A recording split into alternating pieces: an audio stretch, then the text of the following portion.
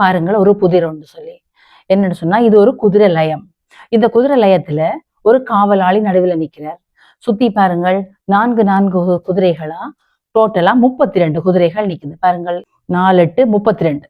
ஒவ்வொரு நாளும் முதலாளி வருவார், இரவு வந்து குதிரைகளை அவதானிப்பார். இந்த பக்கம் நின்று இந்த பக்கமாக அவதானிப்பார். 2 மூலைக்கும் பார்ப்பார்.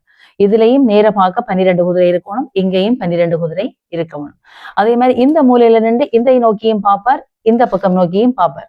பார்த்தால் 12 குதிரைகள் நிக்கணும். அது அப்படின்னு சொன்னா திருப்தியா வீட்டை போயிடுவார். காலையில குதிரைகளை மேய்ச்சலுக்கு கொண்டு போறதுக்கு முதலாளி வருவார். வந்து குதிரைகளை பரிசோதிப்பார். 4 மூலைகளிலேயும் பார்த்து 12 குதிரைகள் நிக்குதுன்னு சொன்னால் திருப்தியோட காவலாளிகிட்ட மேய்ச்சலுக்கு ஒப்படைச்சிட்டு போவார். இதுதான் அவன் வழக்கம்.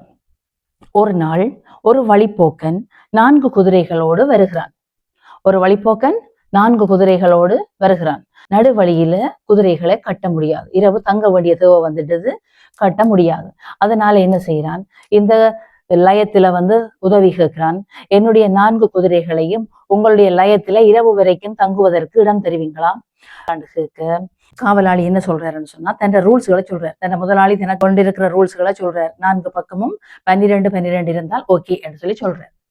அதே மாதிரி உன்னாலேயும் முடிஞ்சால் என்னுடைய முதலாளி வந்து காலையில இரவு பாக்கைக்குள்ள 12 இருக்கக்கூடிய மாதிரி உங்க குதிரைகளையும் இதுக்குள்ள கட்ட முடியுமா, முடிந்தால் கட்டு என்று சொல்லி சொல்கிறேன். அவனும் ஆம் என்று ஆமோதித்து அதே போல கட்டுகிறான்.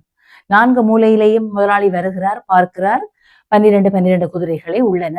திருப்தியோட போகிறார். ஆனால் இதுக்குள்ள வழிபோக்கனுடைய குதிரைகளும் இருப்பதை முதலாளி அறியவில்லை. இப்ப உங்களிடம் கேட்கிற கேள்வி, இந்த 4 குதிரைகளையும் எப்படி கட்டினார்?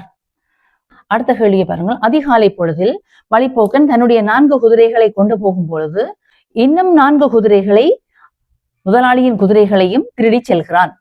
ஆனால் காலையில் முதலாளி வரும்போது 4 மூலைகளிலே வந்து எண்ணி பார்க்க 12 குதிரைகள் தான் காணப்பட்டன. ஆனால் முதல் 32 குதிரை இருந்தது. பிறகு 4 குதிரைகளை கட்டி 36 குதிரைகளை கட்டும் போதும் அவன் 4 மூலையிலும் பாக்கிக்கொள்ள 12 குதிரைகள் தான் தென்பட்டன. பின் போகும் பொழுது அவன் இன்னும் 4 குதிரைகளை திருடி கொண்டு போய்விட்டான். தன்னுடைய 4 இன்னும் ஒரு 4ஐயும் திருடி கொண்டு போய்விட்டான். அப்ப 8 குதிரைகள் போய்விட்டன.